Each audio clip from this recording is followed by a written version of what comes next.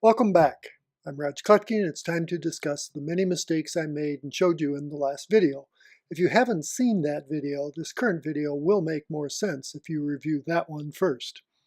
To really understand my mistakes and bad judgment, we have to look at the entomology of the Western pale evening dun.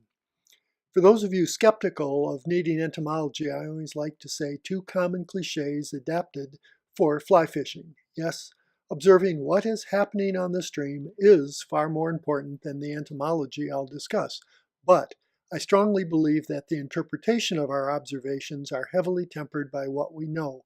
A knowledge of entomology will lead to better and more accurate observations.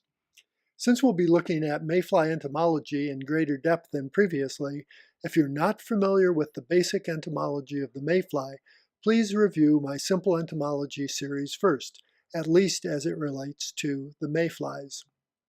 I also recommend reviewing at least the March brown hatches from my Fly Fishing Hatches series, as this mayfly, the March brown, is closely related to the Western pale evening dun, and some topics are covered better in that video than we'll be covering here.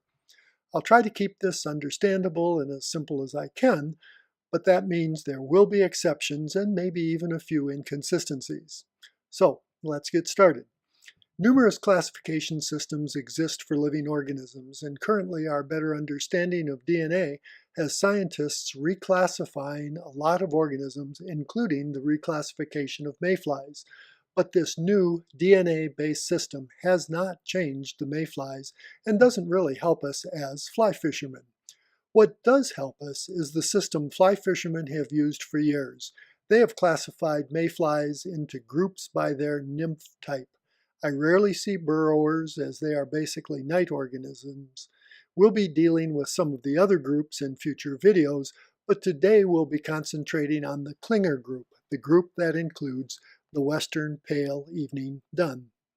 Of course, biology is usually continuous, and classification systems are arbitrary, so there is often some overlap of groups. You generally won't have trouble telling a clinger nymph from a swimmer or burrowing nymph, but some species of clingers and crawler nymphs may be difficult to tell apart. The whitehead with eyes on top has been the most useful characteristic for me to identify a clinger, but use all the information you have. Knowing what mayflies are present during that season and on that water narrows your choices. If you can catch an adult, it's easy because all adult crawlers have 3 tails, while all adult clingers have 2. So, why do we subdivide mayflies anyway? Part of it, it's fun, but it also helps us make better choices when we fish. The emergence pattern of many of the clingers is different than the emergence patterns of many of the crawlers or swimmers. At least unlike other groups, with clingers we only have one family to deal with, although several genera. Today we're mainly dealing with the bolded genera. These genera were previously part of the genus Heptagenia, and lumping them as Heptagenia complex is adequate for us fly fishermen. I'm even calling them the Western pale evening dun complex, or even shortened to the Western pale evening duns, although this isn't really accurate, especially if you use common names. Heptagenia elegantua is the classical Western pale evening dun. Some of the other species in Heptagenia complex, and even closely related genera have separate common names. This adds another layer of confusion, which we don't need. So again, I'll just be using Western pale evening duns very loosely and a little inaccurately. Incidentally, if you're from the East or Midwest, you have to be careful about using common names. At least for those shown on this slide, many Western or Eastern common names have some different genera, but they are from the same family, the clingers, and fishing is somewhat similar. But the Western pale evening dun is a clinger and should be fished differently than the Eastern pale evening dun, which is in a crawler family. The Eastern pale evening duns are actually more closely related to the pale morning duns that are common out west and should be fished similar to them. Well, now with that background, let's look at my mistakes or bad judgments I made in the last video. In the opening slide, I mentioned that I was fishing this western pale evening dun emergence for the first time. Not previously fishing it was a mistake. Certainly, there were pale evening dun emergences in past years. Why did I not recognize them? When I saw a few scattered yellowish mayflies in the late afternoon, I didn't see many rising fish and basically ignored the mayflies. I likely felt they were pale morning duns similar to these, but I knew and had fished pale morning duns, but knew very little about the western pale evening duns. Adult pale morning duns and pale evening duns do superficially appear somewhat similar at a distance. They can be present on the same water at a similar seasonal time frame and may even emerge at a similar time of day, although classically pale morning duns emerge morning to afternoon and pale evening duns emerge afternoon to evening. They are, however, as I said, significantly different and should be fished differently. I thought the yellowish mayflies were likely a few remnant PMDs near the end of their emergence period. When I saw only a few scattered risers, I didn't even appreciate that emergence was taking place. Minimal and scattered emergences, however, are the norm for western pale evening duns, but I didn't know that in previous years. While previously I did think briefly about the possibility of them being pale evening duns, the only thing I knew was that the western pale evening duns are clinger nymphs, which are often called fast water nymphs.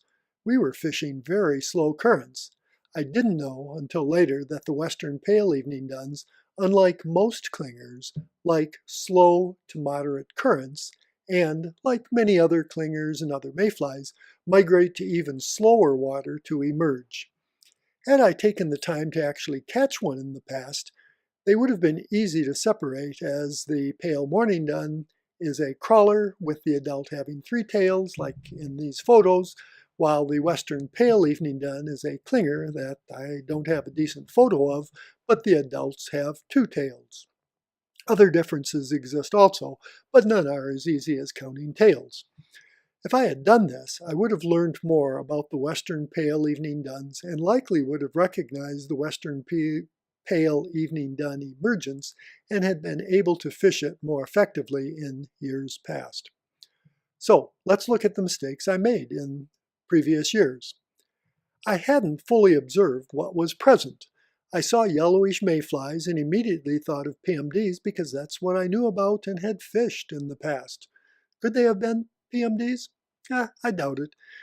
They were later in the afternoon than the usual pale morning duns, and late season pale morning duns are usually smaller than the western pale evening duns. My knowledge of the western pale evening dun entomology was extremely limited and led to incorrect assumptions about what water type they would be in and what their emergence may be like. So I didn't even recognize that hatch was taking place back then. I've learned a lot about hatches in the past several years, so this past year I did at least recognize that a hatch was occurring. If you still think that hatches are all super hatches with many rising fish, you may want to review my Fly Fishing Hatches series, which I hope will help you recognize the numerous hatches that happen almost daily on a trout stream. As I said in the last video, even though I hadn't seen any mahogany duns, the last time I fished this area I did well with the mahogany dun pattern, so I quickly tied on my size 16 Quigley Cripple, and so while I recognized a sporadic hatch like an emergence, I still chose the wrong solution. Many mayflies migrate close to shore and emerge there. I knew that mahogany duns did. And mahogany duns emerge very close to shore, where I had caught trout in the past with mahogany dun imitations. I'll admit that in previous years I had seen mahogany duns, and this time I didn't. There were also other significant differences too this year. The tricos and the blue-winged olives hadn't fully followed the script of years past either. Yet again, I didn't follow my observations for this year, but relied too much on what I knew from the past. Even though I had seen pale evening dun nymphs next to shore, I didn't fully realize that they too characteristically emerge close to shore. Does this pattern of mistakes start to appear familiar?